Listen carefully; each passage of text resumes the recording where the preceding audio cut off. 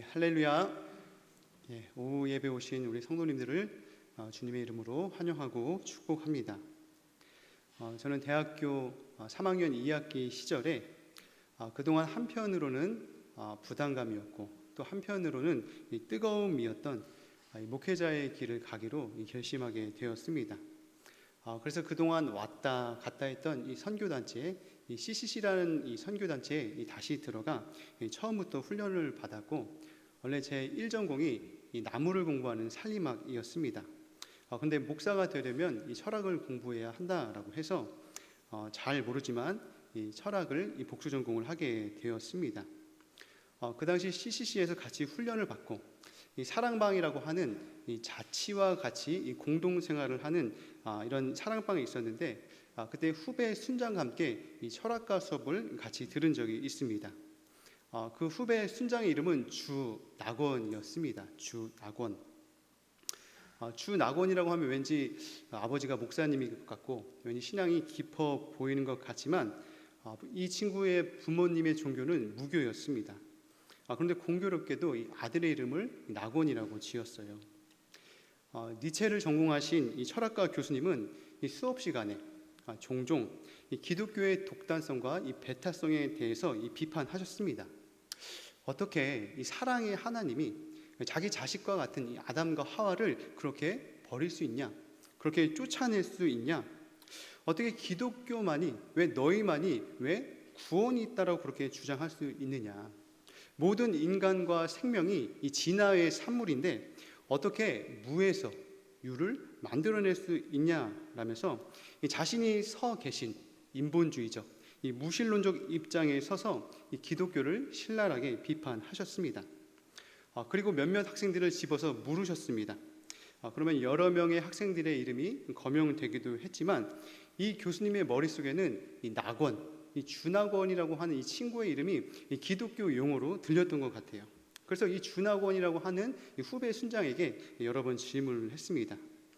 그리고 그 순장은 나름대로 논리적이게 자신이 가지고 있던 이 기독교 신앙을 변호하고 유실론적 그리고 창조론적인 그런 입장을 이야기했지만 교수님은 불만족스러워하시며 잘 받아들이지 않으셨습니다.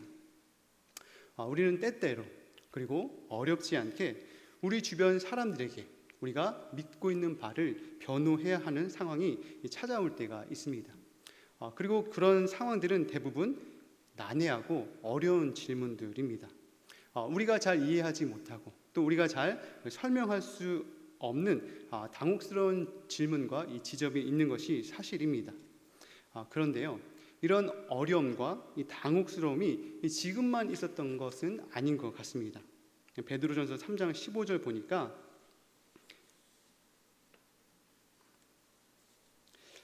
너희 마음에 그리스도를 주로 삼아 거룩하게 하고 너희 속에 있는 소망에 관한 이유를 묻는 자에게는 대답할 것을 항상 준비하되 온유와 두려움으로 하고.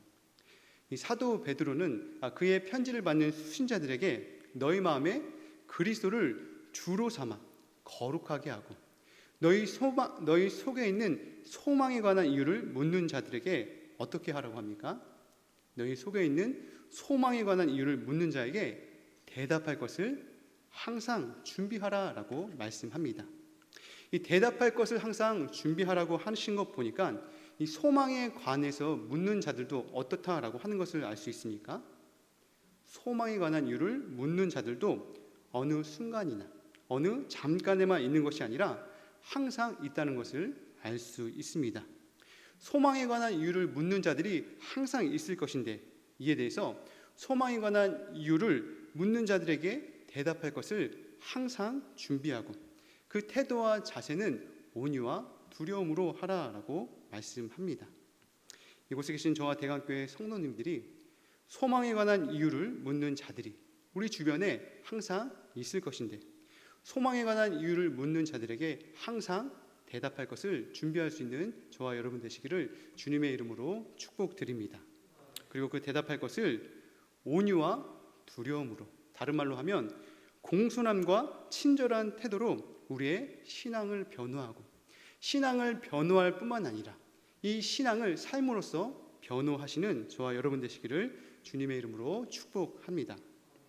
오늘은 하나님을 소개합니다라고 하는 제목으로 이 사도 바울이 서양 문화와 철학의 본고장인 아덴에서 어떻게 복음을 전하고 소망에 관한 이유를 묻는 자들에게 어떻게 하나님을 소개했는지 하나님의 말씀을 함께 나누고자 합니다. 오늘 본문의 사도 바울은 그의 2차 전도 여행에서 데살로니가에 이어 베레아에서도 유대인들의 반대와 저항에 부딪혀 그곳을 황급하게 떠나게 됩니다. 그리고 성경에서는 이 아덴이라고 기록되어 있는 그리스 아테네에 도착하게 됩니다. 우리가 잘 알고 있듯이 이 아테네는 서양 문화와 철학의 본고장입니다.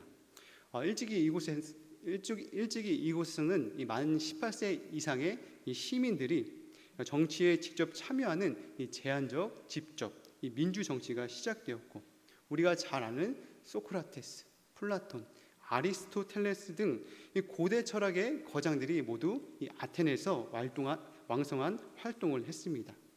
또한 그리스라고 하는 나라는 이 높은 산과 이 많은 섬들, 이 복잡한 해안선으로 이 폴리스라고 하는 이 작은 도시 국가들이 형성이 되어 있었습니다. 이러한 수많은 도시 국가들은 같은 신을 섬기고 이 동족 의식이 강했기 때문에 4년에 한 번씩 우리가 올림픽의 기원이라고 할 수 있는 이 올림피아 제전을 열어서 올림푸스 신들에게 시와 경기로 제사를 드렸습니다.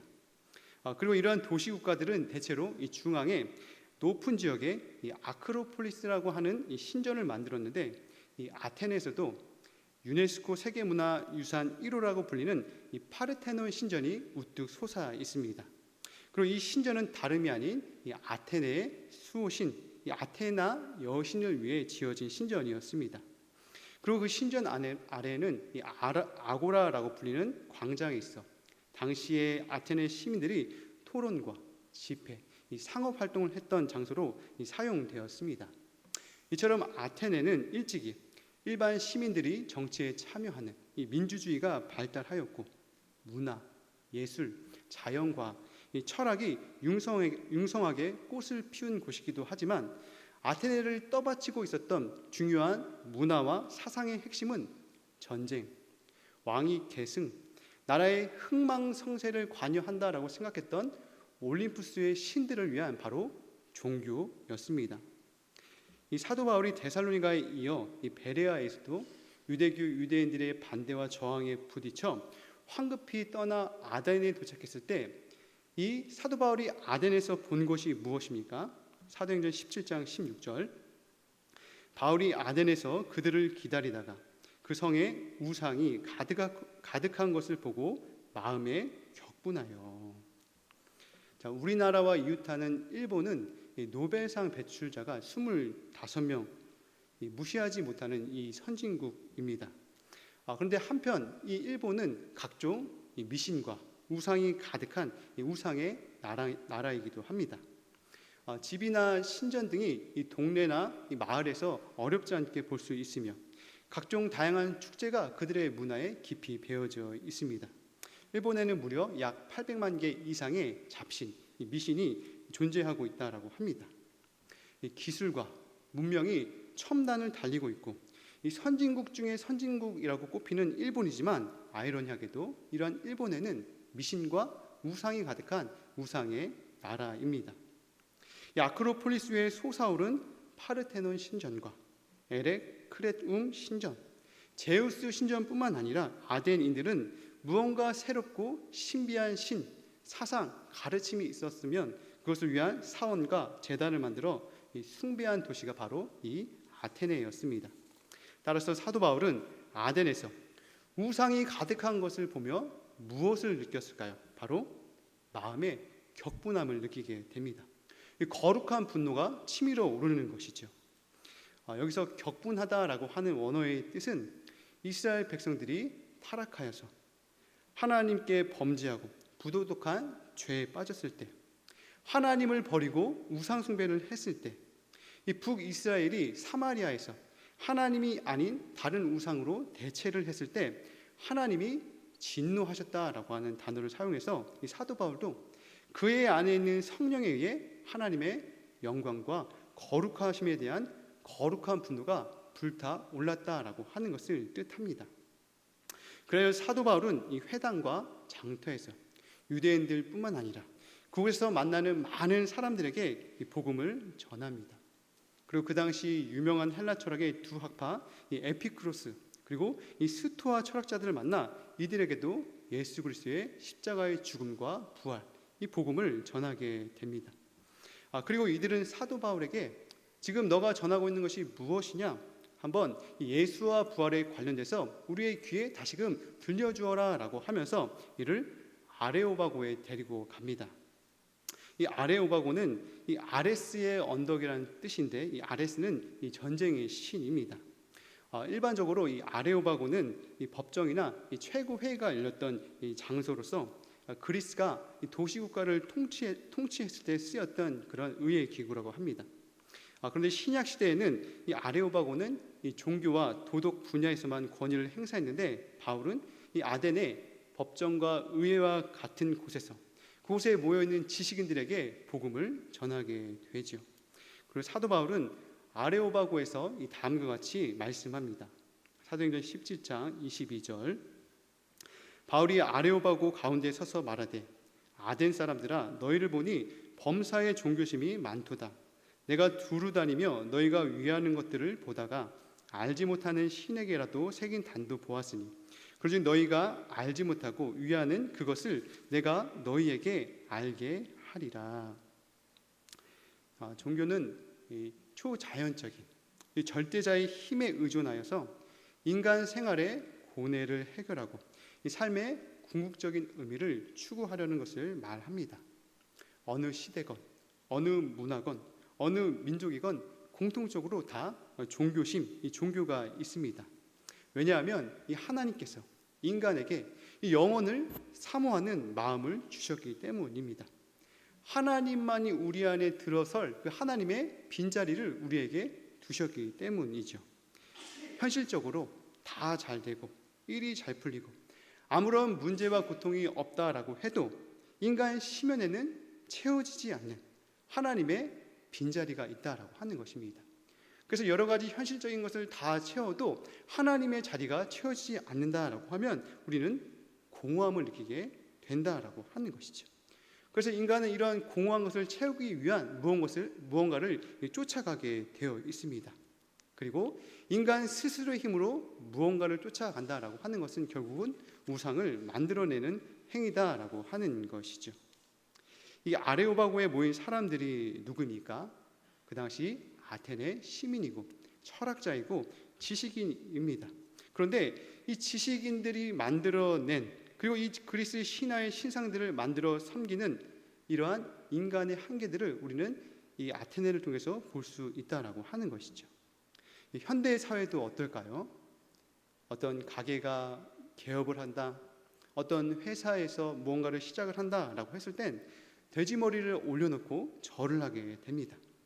아무리 많이 배우고 학식이 있고 과학의 최고 정점을 찍었다라고 해도 돼지머리를 올려놓고 절을 하게 된다라고 하는 것이죠. 과학 문명이 앞서가고 잘 사는 나라 중에 영국은 어떻습니까? 영국 같은 경우에는 기독교 인구가 급속히 하락하고 있습니다. 웅장한 예배당 안에는 나이 드신 목사님과 허리 굽은 성도 몇 명만이 교회에 나와서 예배를 드리고 있다라고 하는 것이죠. 자, 그렇다면 예배당에 가득 채웠던 성도들은 어디에 갔을까요? 신의 존재를 부정하고 다 교회를 떠났습니다. 근데 교회를 떠난 사람들이 어디를 갔을까요? 최근 들어 정령 숭배, 샤머니즘, 불교, 사원에 다시 모여든다라고 합니다.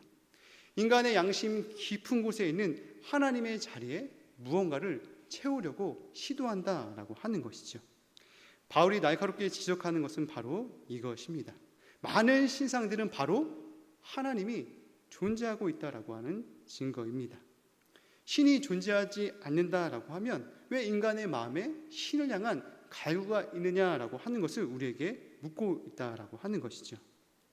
바울은 아덴 사람들의 무수한 신들은 그들이 참신이 아니고 하나님을 만나지 못한 증거라고 말합니다. 그래서 사도 바울은 너희가 알지 못하고 위하는 것을 내가 이제 알려주겠다라고 말씀합니다. 그렇다면 이 아레오바고에서 이 바울이 소개하고 있는 하나님은 어떤 하나님입니까? 첫째는 우주 만물을 만드신 창조주입니다.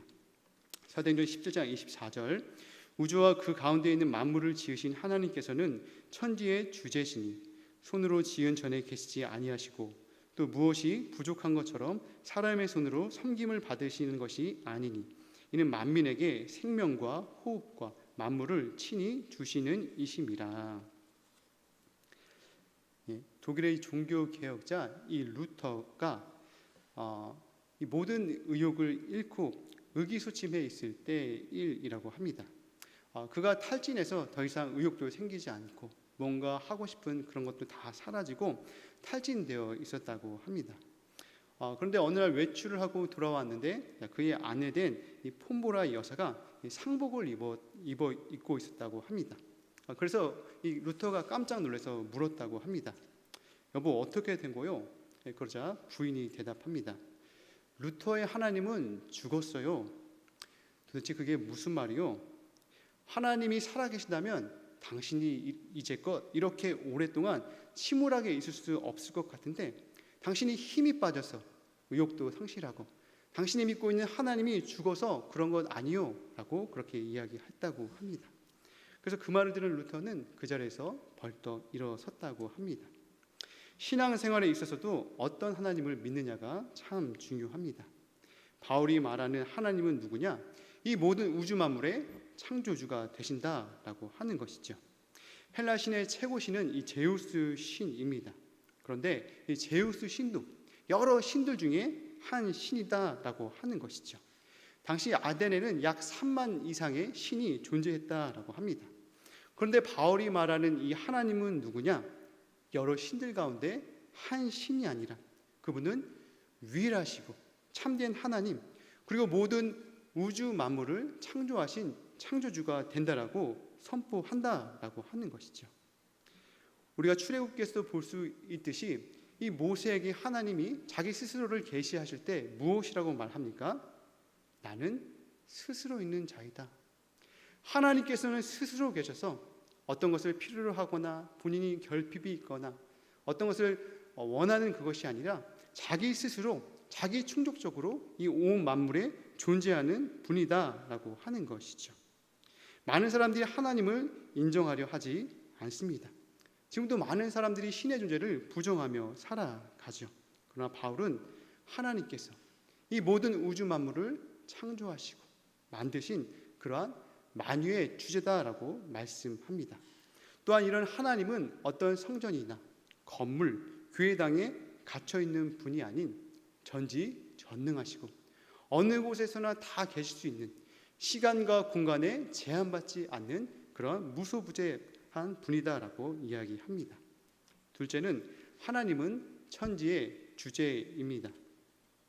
천지의 주제가 무슨 말이냐? 이 천지의 주인이다라고 하는 것이죠. 제가 전에 설교를 준비하다가 저희 아내에게 여보, 당신은 하나님을 어떻게 생각해? 하나님을 누구라고 생각해? 제가 한번 물어본 적이 있어요. 저희 와이프가 하나님? 내 삶의 주인? 그러는 거예요. 여기서 천지의 주인은 무엇을 말하느냐? 천지의 주제는 무엇을 말하느냐? 바로 하늘과 땅의 주인이 바로 하나님이다라고 하는 겁니다. 하나님께서 모든 만물의 주인이 되시니 또 하나님에 의해서 만들어진 우리 역시도 우리의 삶의 주인이 내가 아니라 하나님께서 우리를 다스리고 통치하고 우리의 소유주가 된다라고 하는 것이죠. 하나님께서는 이 모든 우주 만물의 주관자가 되시고 섭리자가 되시고 통치하시는 하나님이다라고 하는 것이죠. 우리 하나님은 인생을 만들어 놓고 뒷짐만 지고 구경만 하고 방관하는 분이 아니다라고 하는 것이죠. 그래서 다윗은 역대상 29장 11절에 보니까 여호와여 광대하심과 권능과 영광과 이김과 위엄이 다 주께 속하였으니 천지에 있는 것이 다 주의 것이로소이다. 여호와의 주권도 주께 속하였사오니 주는 높으사 만유의 머리심이니이다. 부와 귀가 주께로 말미암고 또 주는 만유의 주제가 되사 손에 능력과 권세가 있사오니 모든 자를 크게 하심과 강하게 하심이 주의 손에 있나이다. 이 다윗이 평생의 삶을 살아가면서 고백하는 것이 무엇입니까? 이 모든 것이 주의 손에 있다라고 하는 것이죠. 이 다윗이 그의 평생을 살아가면서 고백한 것, 여호와가 나의 목자다, 나의 주인이다. 내가 열심히 살아가고 준비하고 이 인생길을 살아가는 것 같으나 인생길을 돌아보니 하나님께서 모든 순간순간을 인도하셨다라고 그렇게 인정하는 것이죠. 셋째는 이 하나님은 만민에게 생명과 호흡과 만물을 친히 주시는 분입니다. 사도행전 17장 25절 또 무엇이 부족한 것처럼 사람의 손으로 섬김을 받으시는 것이 아니니 이는 만민에게 생명과 호흡과 만물을 친히 주시는 이심이라. 아테네에 있는 이 신들은 인간의 소원을 들어주는 조건으로 그것에 상응하는 무언가를 받기를 원하는 그런 신이었습니다. 그들의 신화 속에서도 신들은 모두 인간에게 무엇을 받으려고 하는 욕심이 있고 다투고 시기심이 있는 그런 신이죠. 근데 사도 바울은 하나님께서 인간에게 무언가를 받고 먹고 사는 존재가 아니라 오히려 만민에게 생명과 호흡과 모든 만물을 주시는 분이다라고 하는 것이죠. 하나님이 우리 인간에게 무언가를 받으시려고 하는 분이 아니라 오히려 모든 것을 주시는 분이다라고 하는 것이죠. 우리의 생명, 가정, 재능, 물질, 우리 그리스도의 신앙 고백은 모든 것이 하나님께로부터 나왔기에 우리 그 모든 것을 하나님께 드린다라고 하는 이 신앙 고백의 전제가 여기 있게 된다라고 하는 것이죠. 넷째는 우주 만물을 통해서 하나님께서는 자기 자신을 계시하게 된다라고 하는 겁니다. 사도행전 17장 26절 인류의 모든 족속을 한 혈통으로 만드사 온 땅에 살게 하시고 그들의 연대를 정하시며 거주의 경계를 한정하셨으니 이는 사람으로 혹 하나님을 더듬어 찾아 발견하게 하려 하심이라. 하나님께서는 그가 만드신 모든 우주 만물을 통하여서 그분의 신성, 그분의 영원하신 능력을 그가 만드신 만물에 새겨 놓았다라고 하는 것이죠. 얼마 전에 삼성에서 이건희 회장님께서 유산을 미술 작품들을 이렇게 기증한 것을 보게 되었습니다. 우리가 누군가가 그려진 그 미술 작품을 보게 되면 무엇을 떠올릴 수 있습니까?